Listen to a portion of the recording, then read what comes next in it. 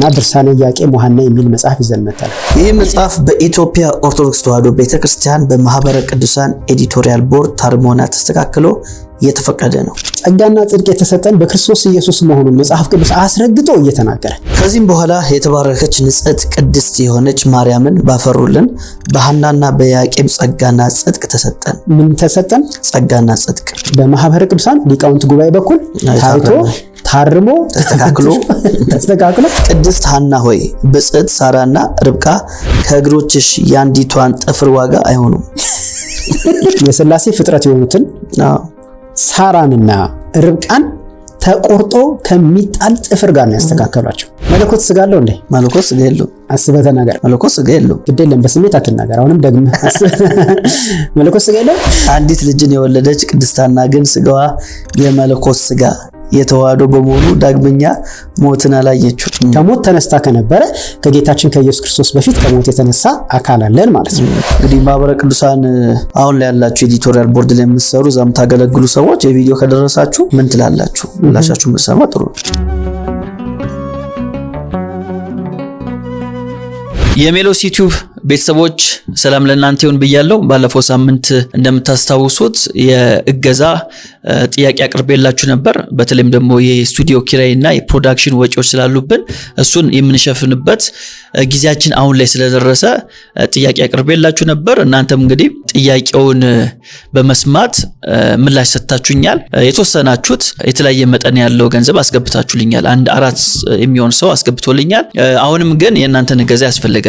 ምክንያቱም የአንድ ዓመት ነው መሸፈን ያለብን። በወር ወደ 45,000 ብር ወጪ ያለብን። ስለዚህ የምትችሉ ሰዎች በቻላችሁት አቅም እንድታግዙን ታች በመናስቀምጥላችሁ የንግድ ባንክና የአቢሲኒያ እንዲሁም የአዋሽ ባንክ አካውንት ውስጥ የቻላችሁትን አቅማችሁን በሚፈቅደው መንገድ እንድታስገቡልን በጌታ ፍቅር እንጠይቃችኋለን። ከዚህ ከሜሎስ ቲዩብ ትምህርት የተጠቀማችሁ ሰዎች ደግሞ ይህን ትምህርት ቢሰሙ በተለይም ኦርቶዶክሳውያን ይህን ትምህርት ቢሰሙ ይጠቀሙበታል፣ ወደ እውነት ይመጣሉ ብላችሁ የምታስቡ ሰዎች ብቻ እንድታግዙን በጌታ ፍቅር ጠይቃችኋለሁ።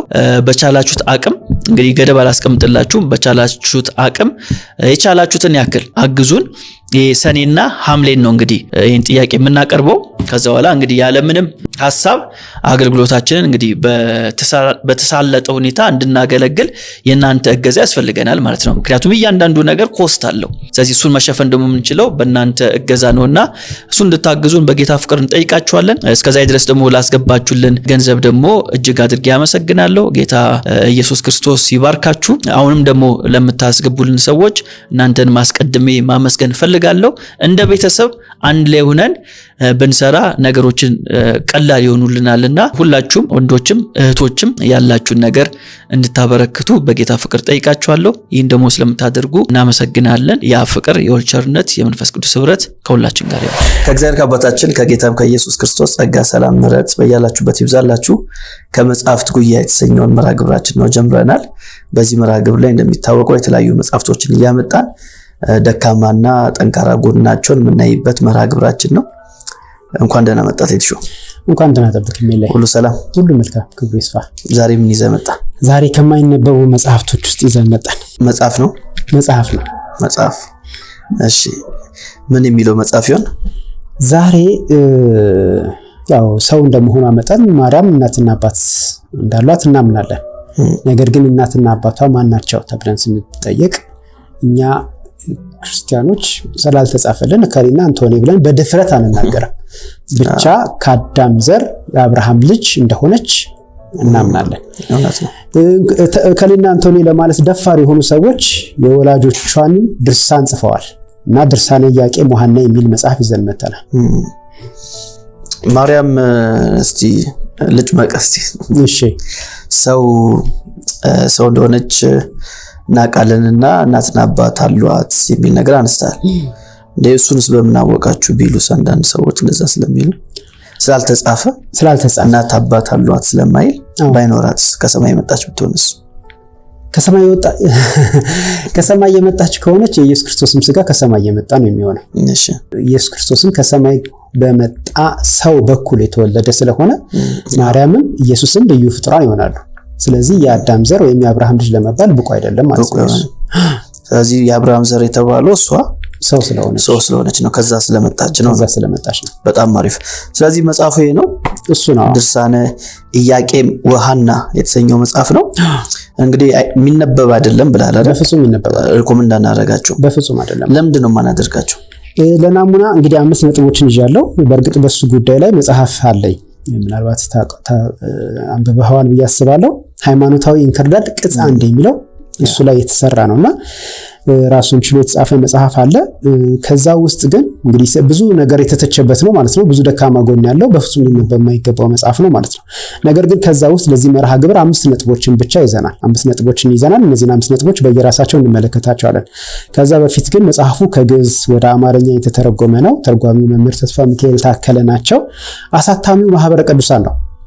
ማህበረ ቅዱሳን መሆኑን ለምንድነው ጎላ ብዬ ተናገርኩትኝ? እስኪ የውስጥ ገጽ 2ኛውን አንብብልኝ። በሳጥን የተከበበው ነው። በቃ እሱ በሳጥን የተከበበው ይህ መጽሐፍ በኢትዮጵያ ኦርቶዶክስ ተዋሕዶ ቤተክርስቲያን በማህበረ ቅዱሳን ኤዲቶሪያል ቦርድ ታርሞና ተስተካክሎ የተፈቀደ ነው። ታርሞና ተስተካክሎ፣ እስኪ ደግሞ ተስተካክሎ፣ ታርሞና ተስተካክሎ። ስለዚህ በኤዲቶሪያል ቦርድ በኩል ያለፈ እንደመሆኑ በቀደሙ ቋንቋ ካወራ ነው የማህበረ ቅዱሳን ሊቃውንት ጉባኤ ያየው ነው ማለት ነው። እውነት ነው። የማህበረ ቅዱሳን ሊቃውንት ጉባኤ አይቶት አርሞት አስተካክሎት የታተመ። ስለዚህ ክርስቲያናዊ ነው። ክርስቲያኖች ስለሚሉ ክርስቲያናዊ መልክ አለው፣ መጽሐፍ ቅዱሳዊ ጠባዓ ያለው ብለን ብናስብ ትክክል እንሆናለን። እስኪ መጀመሪያ እንደው ገጽ 3 ላይ አንድ ምንባብ ከማንበባችን በፊት እስኪ ከመጽሐፍ ቅዱስ አንድ ጥቅስ ላንብብልህ። ቀዳማዊ ቆሮንቶስ ምዕራፍ 1 ቁጥር 30-31 የሚመካ በእግዚአብሔር ይመካ ተብሎ እንደተጻፈው ይሆን ዘንድ ከእግዚአብሔር ዘንድ ጥበብና ጽድቅ ቅድስና ቤዛነትም በተደረገልን በክርስቶስ ኢየሱስ የሆናችሁ ከእርሱ ነው ይላል። በማህበረ ቅዱሳን ሊቃውንት ጉባኤ ታይቶና ተመርምሮ ያለፈው ይሄ መጽሐፍ ይህን ጥቅስ በግልጽ ሲቃወመው እስኪ እንመልከት። ገጽ 3 በምልክት የተደረገበትን ሲያንበቡ ከዚህም በኋላ የተባረከች ንጽሕት ቅድስት የሆነች ማርያምን ባፈሩልን በሐናና በኢያቄም ጸጋና ጽድቅ ተሰጠን። ምን ተሰጠን? ጸጋና ጽድቅ። ጸጋና ጽድቅ የተሰጠን በክርስቶስ ኢየሱስ መሆኑን መጽሐፍ ቅዱስ አስረግጦ እየተናገረ በሊቃውንት ጉባኤ ተመርምሮ የታተመው መጽሐፍ ግን ሊቃውንት ጉባኤ ስንል የማህበረ ቅዱሳን ነው። የታተመው መጽሐፍ ግን ያንን እውነት ፊት ለፊት ሲቃወም ትመለከታለህ። እንግዲህ በሱ ባነበብከው ላይ ደግሞ 2ኛ ነጥብ እናንሳ። በሰማይም ቢሆን በምድርም ቢሆን እንደርሷ ያለ አልነበረም። በሰማይም ቢሆን በምድርም ቢሆን። ይሄ ደግሞ 2ኛ ሳሙኤል ምዕራፍ 7 መዝሙር 70 ኤርሚያስ 10 ላይ የተጻፉትን በሰማይም ሆነ በምድር እንደርሱ ያለ የሌለ ሁሉን ቻውን ፈጣሪ እግዚአብሔርን ፊት ለፊት የሚቃወም ጾታ ለውጥ ተደርጎ የተጻፈ መሆኑን እንመለከታለን። ግን አሁንም አንድ ነገር አትርሳ። በማህበረ ቅዱሳን ሊቃውንት ጉባኤ በኩል ታይቶ ታርሞ ተስተካክሎ ባይስተካከል እንዴት ሊሆን ነበር? that's my question። ባይስተካከል የሚገርመው ምን ሊያደርጉት ነው? የመጽሐፍ መግቢያ ላይ እሱን ጽፌያለሁ። ኦኬ ባይስተካከልስ ምን ይመስል ነበር የሚል ነገር በጣም አስፈሪ ነው የሚሆነው። እንግዲህ ገና ጀመርኩኝ እንጂ በተለይ የመጨረሻዋ ላይ አድማጮቻችን መጨረሻ 5ኛ ማነሳት ላይ አድማጮቻችን እንደሚሰማቸው አላውቅም። መጨረሻ ላይ የማነሳው ነገር ለኔ ራሱ ስቲል የሚቆጠው ተመልካቾቻችንም በል ስለሚያደምጡ አድማጮቻችን ሬዲዮ አረኮ ፕሮግራሙን ሬዲዮ አለ ለኔ ሬዲዮ ለኔ ሬዲዮ ነው። 2ኛ ነጥብ እናንሳ እስኪ ገጽ 20 ሂድና 2 የተሰመረባቸው ቦታዎች አሉ። 2ኛው ላይ አንብብ። 2ኛው እሺ እንደዚህ ይላል ገጽ 20 ቅድስት ሐና ሆይ ብጽዕት ሳራና ርብቃ ከእግሮችሽ ያንዲቷን ጥፍር ዋጋ አይሆኑም። ይቅርታ በጣም ትክክል አይደለም መዛቂ ስልኬ ስላሳኩ በጣም ይቅርታ። እንግዲህ ልብ አድርግ እዚህ ጋር 2 ስህተቶች ነው ያገኘሁት። የመጀመሪያው የሥላሴ ፍጥረት የሆኑትን ሳራንና ርብቃን ተቆርጦ ከሚጣል ጥፍር ጋር ነው ያስተካከሏቸው። ልብ አድርግ ተቆርጦ ከሚጣል ጥፍር ጋር ነው ያስተካከሏቸው። ይሄ ለሥላሴ ፍጥረት እንኳን ያላቸውን የወረደ ንቀት ነው። ለዛውም አብርሃም ሚስት ሳራን የይስሐቅ ልጅ ርብቃ ታላላቅ እናቶችን ከጥፍር ጋር ማወዳደራቸው ለእግዚአብሔር ፍጥረት ያላቸውን ንቀት የሳራ ልጆች ናቸው ነው የሚለው መጽሐፍ። 2ኛ ነገር ደግሞ ማወዳደር ብቻ አይደለም። እስኪ ምንድነው የሚለው ድገመው እስኪ። እሺ ቅድስት ሐና ሆይ ብጽዕት ሳራና ርብቃ ከእግሮችሽ ያንዲቷን ጥፍር ዋጋ አይሆኑም። የጥፍርሽን ዋጋ እንኳን አይሆኑም። አይታል ማወዳደር ብቻ አይደለም ተወዳድረው ሁለቱ ወድቀዋል ከጥፍሩ እንኳን ያነሰ ዋጋ ያላቸው ይሄ እጅግ በጣም በእውነት በጣም የሚያሳፍር ክርስቲያናዊ ያልሆነ መንፈሳዊም ያልሆነ መጽሐፍ ነው ለንለው እንቻለን ሁለተኛው ነው በብለን ይሻል የህይወት እናት ነሽና ህይወታችንም እመቤታችን ማርያም ናት ሁለት ህይወት ተብለው የተጠቀሷሉ መጀመሪያ የህይወት እናት ተብላ ሐና ተጠርታለች ማርያም ደግሞ ምን ተብላለች ህይወት ተብላለች ይሄም ደግሞ ከክርስቶስ ኢየሱስ ጋር የህይወት እናት ሳይሆን ማርያም የተባለችው ራሷ ህይወት ነች የህይወት እናት የተባለችው ደግሞ ማን ነች ሐና ነች በቃ እሱን ነበር ማሳየት ይፈልጋል ስለዚህ እዚህ ጋር የቦታ ለውጥ ተደርጓል የቦታ ለውጥ መደረጉ ብቻ ሳይሆን አማናዊ ህይወት ብለው የሚሉትንም ከጫዋታ ሰጥቷል አሁን ኢየሱስ ምን ሊሆን ነው የህይወት ልጅ አሁን ቀይሮ ማለት ነው ማለት የህይወት እናት ነበር አሁን ተቀየረና እሱ ሆነ የህይወት ልጅ ሆነ በጣም ያሳዝናል ስለዚህ እንዲህ አይነት ደፋር ሰዎች የጻፉት መጽሐፍ መሆኑን እንመለከታለን እስኪ አንድ ጥያቄ ልጠይቅ እሺ ልጅ ያው አለችኝ አንድ ሴት ልጅ በጣም ወዳት ልጅ ያው አንድ ልጅ ብቻ ስለሆነች ነው የቤታችን ንግስት ሆና ብትቀብጥብንም ማለት ነው አንዲት ሴት ሁለተኛ ሴት ብትመጣልኝና ማርያም ብዬ ብጠራት ምን ችግር ይኖር ይመስላል ማርያም ብትላት ምንም ችግር አይኖርም ምናልባት እኔ እንደኔ ምናልባት የሚኖረኝ ስጋት ምንድነው ከማህበረሰቡ ትንሽ ስለንቦናዊ ጥቃት ሊደርስባት ይችላል ማህበረሰቡ ለዚህ ስም የተለየ ስፍራ ስለሚሰጠው ማለት ነው ከዛ በተረፈ ግን በመንፈሳዊ ዓለም ምንም የሚመጣ ተጽዕኖ ኖርማል ምንም ነው መጽሐፍ ቅዱስ ላይ ከጌታ እናት ማርያም ውጪ 7 ሴቶች አሉ ማርያም በሚል የተጠሩ ከነርሱ ውስጥ ቀዳሚዋ ማነች ታስታውሳታለህ የሙሴ እህት ማርያም አንድ ጊዜ በዘውልቁ ላይ እንደሰፈረው ለምጥ በሚባል በሽታ ተመታ ነበር ለምንድን ነው ትዝ ይላል ምን ላይ ሙሴ ላይ ስለተናገሩ ሙሴ ላይ እሷና አሮን ስለተናገሩ ማለት ኢትዮጵያዊቷን ሲያገባ ይሄንን ታሪክ ግን የሱ መጽሐፍ አዘጋጆች በፍጹም አይቀበሉትም የኦርቶዶክስ ምንድነው የማህበረ ቅዱሳን የሊቃውንት ጉባኤ አይቀበሉት እስኪ ገጽ 22 የተሰመረበት አንብብል እሺ ገጽ 22 እንደዚህ ይላል የልጃቸውን ስም ሲያወጡ ዮካብድ እንደ በመጀመሪያ ልጅ ሳይገባት ልጇን ማርያም አለቻት ስለዚህም ታመመች በልምጽም ተያዘች ከልምጿም እስከምትፈወስ ድረስም በበሽታው ምክንያት ከከተማ ወደ ውጪ ወጣች ኦሪትም ሙሴን ባማችሁ ጊዜ በለምጽ ተያዘች ይላል እኔ ግን እግዚአብሔር ስለእናቱ በመቅናቱ ሊያጠፋት በወደደ ጊዜ ምክንያትን ፈለገላት እላለሁ ማን ነው እኔ ግን የሚለው እርሷ በእናቱ ስም ትጠራ ዘንድ አልፈቀደምና ምንድነው ግን አንተ የምታቋርጠው ነገር አለ እንዴ እንዲገባኝ እኮ ነው እኔ ግን ባይው ማን ነው የመጽሐፉ አዘጋጆች ጸሐፊው ምናልባት ተርጓሚው ምናልባት ደግሞ እሱ ግን እንደዚህ ይላል የኦሪት አዘጋጅ ምን ይላል እስኪ አንብበው እሷን ፓርት ብቻ ኦሪትም ሙሴም ባማችሁ ጊዜ በለምጽ ተያዘች ይላል እኔ ግን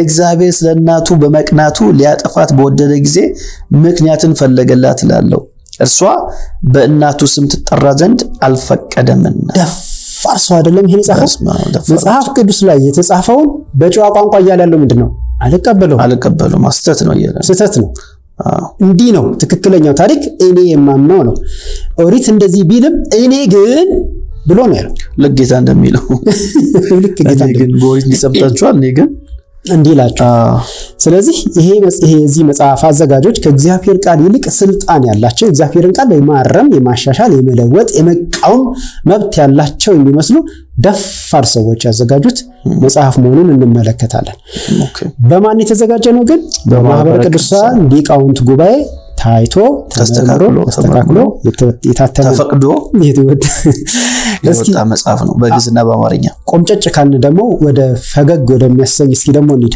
ታስታውሳለህ ዘበነ አንድ ጊዜ የባህር ወተትና ማር ሆኖ ነበር ብሎ ነበር ታስታውሳለህ ምክንያቱም ምንድን ነበር እዚህ ላይ ምክንያቱ ዘለኝ ኢየሱስ ክርስቶስ ሲወለድ የሚል ነገር ተናግሮ ነበር ኢየሱስ ክርስቶስ ሲወለድ ባህር ወተትና ማር እንደሆኑ መናገሩን በተመለከተ ብዙ ሰዎች ሰምተው የዘበነ ትምህርት በሚል ሊያሾፉ ሊቀልዱ ሞክረው ነበር ግን ተሳስተዋል ለምንድነው የተሳሳቱት?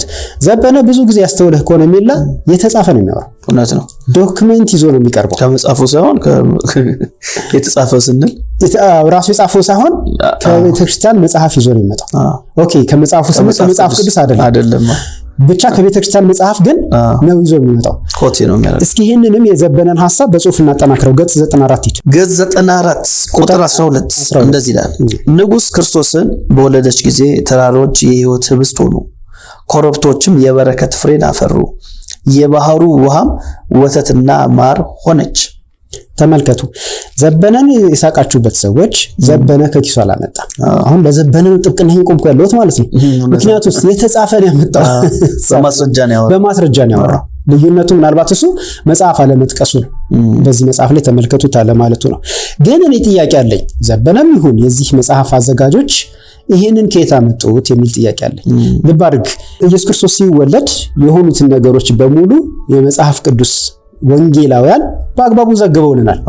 የቆጠራ ጊዜ እንደነበረ፣ ቦታ እንደተቸገሩ፣ በከብቶች በረት እንደነበሩ፣ የነበራቸውን ጉዞ በአግባቡ ጽፈውልናል። ከዛ ቀደም ሰባ ሰገል እንደመጡ ጽፈውልናል። ስለ እረኞቹ ሁኔታ፣ መላእክት ስለመምጣታቸው፣ ስለነበረው ዝማሬ በአግባቡ ጽፈውልናል። ይሄ አሁን የተናገርኳቸው እዚህ መጽሐፍ ላይ ከሰፈሩት የሚያንሱ እንጂ የሚተልቁ አይደሉም። ይሄ በጣም ድንቅና ታላቅ ተአምር ነው። የትኛው ተራሮች የሆኑት ወንዞች የሆኑት እንዴት ትልልቆቹ ነገሮች ትተው ትንንሾቹ ነገሮች ይጽፉልናል? እንዴት ይህንን ነገር ሳይጽፉልን ቀሩ ብለህ ከጠየቀኝ አሁን እሱ ላይ የተጻፈው ወይም ዘበነ የተናገረው ውሸት ስለሆነ ነው። ወንጌላውያን ያልዘገቡልን በዛን ጊዜ ያልተፈጠረ ያልተከወነ ያልሆነ ነገር ከሰው ሐሳብ ነቅቶ የተወራ ነገር በመሆኑ ነው የሚል ሐሳብ ነው ያለኝ። የመጨረሻው ላነሳ ነው። ከዛ በፊት ሐሳብ እስኪ ስጥ። ምንድነው የተጻፈውንም እየቀየሩ ስለሆነ ይሄ አይገርምንም? ምንም ብዙ ይገርም አይደለም። የተጻፈው አይደለም ካለ ምንም ማስረጃ መጥቀስ አይጠበቅበትም። ስለዚህ እንቀበለው፣ በቃ እንቀበለው። እንግዲህ ማርና ወተት ሆነ የሚለው እስኪ አንድ ጥያቄ ግን ሰው ይጠጣ ነበር ከዚህ ባህር እንደምን ጥያቄ ያለው በዛ ጊዜ ብኖር ወተቱን ምናምን መጠጣ ነበር ይነግረናል። መጽሐፉንም አይለንም ምንም አይልም። አሁን ለምሳሌ ተራሮች ምን ሆኑ ነው ይላል፣ የሕይወት ህብስት ሆኑ ይላል። ስለዚህ ይገመጥ ነበር ማለት ነው። የቆረስክ ግምት እያደረግ ወተት አለልህ ህብስት አለልህ በቃ እዛ ቁጭ ብለህ ከዚህ ህብስቱን ከዚህ ወተቱን ሮብና አርብ ግን የሆነ ቲክቶክ ላይ አንድ ቪዲዮ አስታወሰኝ።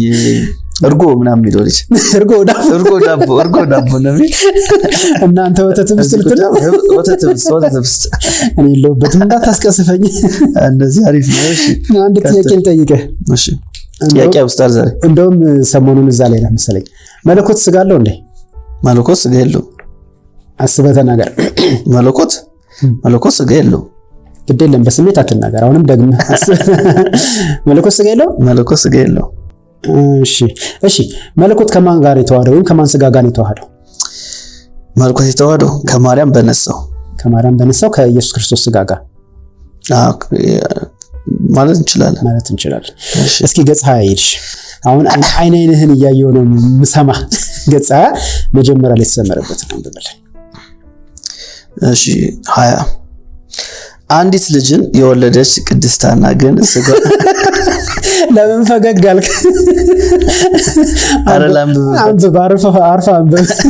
አንዲት ልጅን የወለደች ቅድስት ሐና ግን ስጋዋ የመለኮት ስጋ የተዋሃደው በመሆኑ ዳግመኛ ሞትን አላየችው።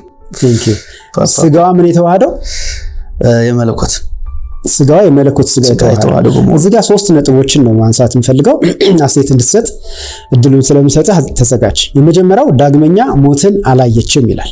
ዳግመኛ የሚለውን ነቅለን ስናወጣው ሞታ ነበረ ማለት ነው። ዳግመኛ ሞትን አላየችም ስለሚል ማለት ነው። ዳግመኛ ሞትን ካላየች ከሞት ተነስታ ነበረ ማለት ነው። ከሞት ተነስታ ከነበረ ከጌታችን ከኢየሱስ ክርስቶስ በፊት ከሞት የተነሳ አካል አለን ማለት ነው። ልብ አድርግ፣ ጌታችን ሳይወለድ ጭምር እሺ ይሁን ሳይሞት ጭምር ከሞት የተነሳ አካል አለን ማለት ነው። ሁለተኛ ማነሳው ነጥብ ከዚህ ጋር በተያያዘ በአጠቃላይ 3 ነው ብያለሁ፣ ግን ከዚህ ጋር በተያያዘ ሁለተኛ ማነሳው ነጥብ ከሞት ተነስተው ዳግመኛ የማይሞቱ ብለው ኦርቶዶክሳውያን የሚነግሩን 2 አካላትን ነበር፣ ማርያምንና ኢየሱስ ጌታ ነው። አሁን ግን 3 ሆኑባቸው። 3 ሆኑ። ሐናም ተጨመረች። 3 አካል አባትየውስ ምን አድርጓቸው? እኔ አልነገሩኝም። አምጥቷል መጽሐፉን ነገርህን እንጂ ኢያቄም አልጻፉልንም እሱ ላይ እሺ አልጻፉልንም። እና ሶስት አካላት ዳግመኛ ሞትን የማያዩ ከሞት የተነሱ አካላት አሉ የሚል እንግዳ ነገር እያስነበቡን መሆኑን እጠቁማለሁ። ሁለተኛ የመለኮት ስጋ የሚለው ነው። የመለኮት ስጋ ለኔ አዲስ ነገር ነው። መለኮት ስጋ እንዳለው እስከዛሬ ድረስ አላምንም። ቤተክርስቲያኒቱም እንዴት ታምናለች ብዬ አላምንም። የመለኮት ስጋ አለው ብላ ታምናለች ብዬ አላምንም። ግን በምንባቡ ላይ እንደምናየው የመለኮት ስጋ የሚል ሐረጋል። የመለኮት ስጋ የሚለው መለኮት ስጋ እንዳለው ያሳየናል። ይሄንን የመለኮት ስጋ ደግሞ በሶስተኛ የማነሳው ሐና ተዋህደዋለች ይላል። ሐና ተዋህደዋለች። ሐና ይሄን የመለኮት ስጋ ከተዋህደች ሶስተኛ ላይ የማነሳው ምንድነው? ሐና ፍጹም ሰው ፍጹም አምላክ ነች ማለት ነው። በጣም ነው የሚገርመው። ኢቭን እኮ ከማርያም ራሱ ሲወለድ ከማርያም ጋር አይደለም የተዋህደው ከነሳው ስጋ ጋር ነው። የራሱ አደረገው ስጋውን እንጂ ከማርያም ከሷ ጋር አይደለም የተዋህደው። እንኳን በደንብ አሳብስትበት ሐሳብ እንኳን ወደ ሐና ልንሄድ ይቅርና ወደ አያትየው ልንሄድ ይቅርና ከማርያም ጋር ራሱ ስናወራ ከማርያም ጋር ቃል አልተዋህደም። ከሷ በነሳው ስጋ ተዋህደ ስንል ከዛ አንፃር ነው የራሱ ሆነ ማለት ነው በሌላ አገላለጥ እንጂ ከማርያም ጋር አይደለም እንደዛ ራሱ አፕን ያደረገው። ስለዚህ ሐና የመለኮትን ስጋ ተዋህዳለች የሚለው አስተምሮ ምንም ጥያቄ የለውም፣ ኑፋቄ ነው። ኑፋቄ ትልቅ ስህተት። በጣም የሚገርመው ደግሞ ታርሞ ተስተካክሎ ባይታረምስ የሚለውን እዚህ ጋር ማለት ካረሙት አስተካክለን እንደዚህ ነው ብሎ ካወጡት እኮ በቃ ኑፋቄን እያስተማሩ እነዚህ ሰዎች አውቀው አምነውበት ተስማምተውበት። አሁን ስንት ዓመት ይወጣል? 2007 ይላል። 11 ዓመቱ እስካሁን ድረስ ምንም አልተባለም። እስካሁን ምንም ያነበኩት ነገር የለም። ቢገርም ነው። እና እንግዲህ ማህበረ ቅዱሳን አሁን ላይ ያላችሁ ኤዲቶሪያል ቦርድ ላይ የምትሰሩ እዛም ታገለግሉ ሰዎች የቪዲዮ ከደረሳችሁ ምን ትላላችሁ? ምላሻችሁ መስማ ጥሩ ነው። ውስጡን የሆነ ነገር እንደ ፍራሽ አዳሽ የሆነ ነገር ያደርጋሉ እንጂ ለኦፊሻል በሆነ መንገድ ለህዝብ ምንም አያረጉ። ምናልባት ድጋሚ መጽሐፍ ከታተመ ቀይሮ ካወጡት እስኪ እና ያለ ጊዜ አዲስ እትም ሲታተም ቼክ ማድረጋችን አይቀርም። ዛሬ የተመለከትነው እንግዲህ ይሄን ነው። ስለዚህ ባጭሩ በጣም ከባባድ የሚባሉ ኑፋቂዎችን የያዘ መጽሐፍ ነው። እንግዲህ መግቢያችን ላይ ቴዲሾ እንደነገራችሁ መጽሐፋችን ማርያም ሰው እንደሆነች ይናገራል። የአባቷን ስምና የእናቷን ስም አይናገርም። ግን ያው በትውፊት ኢያቄምና ሐና ተብሎ ይጠራሉ። አባቷ ኢያቄም፣ እናቷ ደግሞ ሐና ተብሎ ይጠራሉ። ይህ ሐሳብ ግን የተገኘው ከመጽሐፍ ቅዱስ ሳይሆን የስህተት ጽሑፍ ተብሎ በሚጠራው በያዕቆብ ወንጌል ላይ ነው የምናገኘው ማለት ነው። ሐና እና ኢያቄም የሚለውን ሐሳብ የያዕቆብ ወንጌል ደግሞ የሚባለው በቤተክርስቲያን ታሪክ ደግሞ ተቀባይነት የሌለው መጽሐፍ ነው። ስለዚህ ኢያቄምና ሐና የሚባለው ስያሜዎች የተገኙት ከመጽሐፍ ቅዱስ ሳይሆን ከያዕቆብ ወንጌል ከሚባለው የስህተት ትምህርት ከያዘው መጽሐፍ ነው። ስለዚህ ከዛ ስለሆነ የተቀዳው። ይህም ድርሳን ላይ ስንመጣ በጣም ከባባድ የሆኑ ኑፋቄን የያዙ ምንፍቅናን የያዙ ጽሑፎችን እንደዚህ ማየት ይችላል። መጽሐፍ ቅዱስን እያረሙ ከዛ ደግሞ ስነ መለኮታዊ የሆነ ቴዎሎጂካል የሆኑ ሐሳቦችን በዚህ አይነት መንገድ ሲያፋልሱ አይተናል። ስለዚህ ኦርቶዶክሳውያን ሁልጊዜ እንደምንለው ንቁ። መጽሐፍትን ዝም ብላችሁ ከማንበብ ይልቅ ከመጽሐፍ ቅዱስ አንፃር ማስተያየት እንድትችሉ መጀመሪያ መጽሐፍ ቅዱስን አንብቡ። ካነበበ ሰው አንድ ሰው እዚህ ላይ የተጻፉትን ስህተቶች በጣም ማወቅ ይችላል። ስለዚህ መለኪያው ከሌላችሁ መጽሐፍ ቅዱስ ማታነቡ ከሆነ ግን ምንም በቃ ደስ ብሏችሁ ነው የምታነቡት። የሆነ በቃ ዋው እያላችሁ ነው የምታነቡት። ስለዚህ መጽሐፍ ቅዱስ እንድታነቡ በጌታ ፍቅር እንጠይቃችኋለን። የዛሬው መርሃ ግብር በዚህ ላይ እንፈጽማለን። በሌላ ርዕሰ ጉዳይ ላይ እስከምንገናኝ የአብ ፍቅር፣ የወልድ ቸርነት፣ የመንፈስ ቅዱስ ኅብረት ከሁላችን ጋር ይሁን።